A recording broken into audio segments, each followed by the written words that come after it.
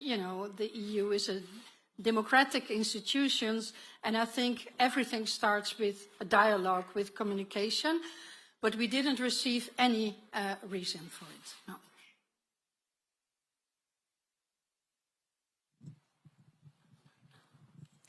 Thank you very much. My name is Noemi Németi from M1 News, and I have 3 short questions, if I may. First of all, Ms. Strick mentioned that members of Patriots and other right-wing groups decided not to join. Did they get an invitation?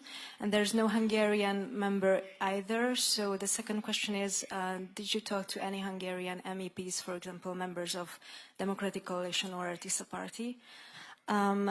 You also said the legislative procedures are not transparent enough here in Hungary, so I would like to ask about if you have any comment about the latest report of the European Court of Auditors, which stated that the funding method between the European Commission and NGOs is not transparent enough. And I have one more question for Mr. Smiszek, because you are, as far as I'm concerned, you are the representative of the committee responsible for the parliamentary immunity of Péter Magyar. So the question is, how come and what is the reason that there has been no official hearing in the last 8 months during this topic? Thank you. Thank you. Well, the last question cannot be answered because that's outside of the scope of the mission. The first question, sorry, I have to recall about the Patriots, ECR and ESN. Definitely, they are, as political parties, completely involved in this Article 7 procedure from the Parliament side, and it was their decision not to join and not to come up with proposals of who to meet. That links to the next question, like, did we meet with MEPs? No, the rule of law missions are never accompanied by MEPs from the member states concerned, because we want to keep it impartial. We met with many members of the national parliament, but not here with members of European Parliament. Of course, we talk with them in Brussels. Yeah. The legislative procedures, I didn't say that concretely, I think, about these legislative procedures, that they are not transparent. But it is indeed my impression that it could be much more transparent, and specifically because of these swift procedures. Now the state of danger is still in place. You see that a lot of legislative bills are at the moment that they are presented in a parliament almost immediately adopted, and this leads to a lot of difficulties for all kinds of actors in society to be consulted and to provide their opinion. And this is, of course, hampering the democratic process, but also the quality of the decision making.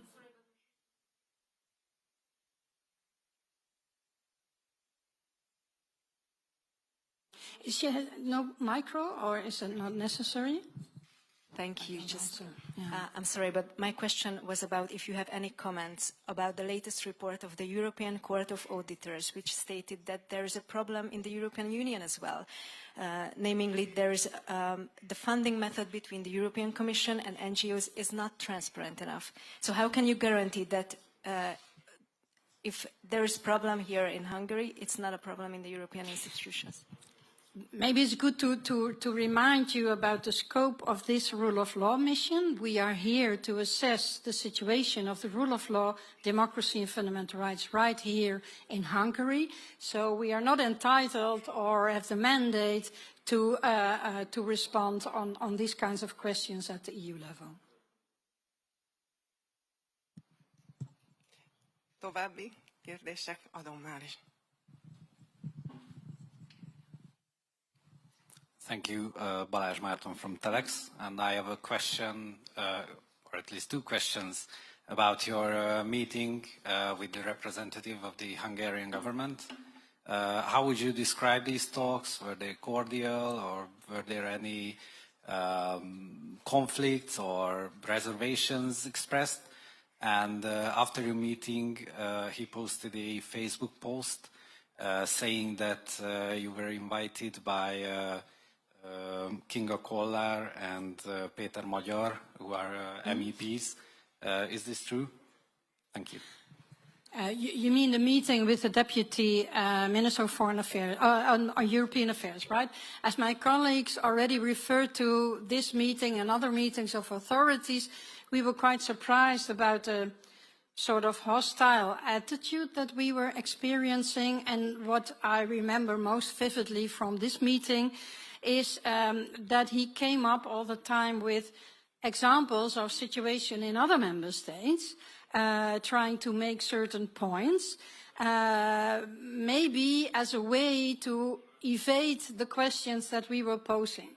And that's always the problematic issue here. We are here to investigate the situation here in the rule of law, fundamental rights and democracy.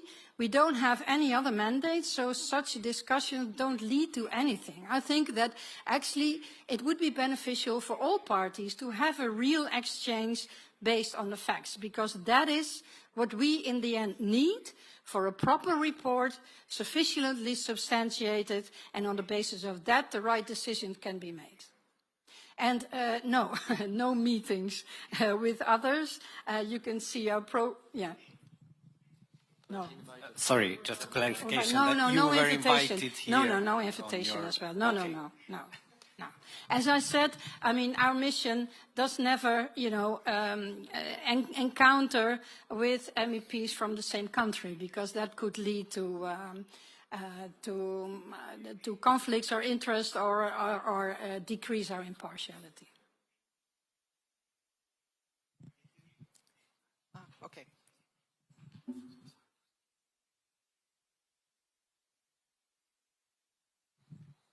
Hello, my name is Balázs Koroczkai from Index. I have just only one question. I'm here. What concrete step does the European Parliament plan to take to hold the Hungarian government accountable for its continued violation of rule of law, especially when current mechanisms have proven ineffective? I mean, Article 7 procedure is stalled for 7 years at the moment. Thank you. Yeah. Well, this is why we keep on working on the Article 7 procedure. But the only thing so far, indeed, what's happening is that hearings are held. We encounter into dialogues with member states to see how much more effective could you use this instrument of Article 7, because it's meant for the member states to address each other's shortcomings. This is not something that we can do ourselves. The only thing we can do is provide them with information that they could use. Indeed, the Commission has its own instruments like freezing funding, but also starting infringement procedures. I think this has to continue as long as there are violations, but it's true, it doesn't immediately lead to improvement.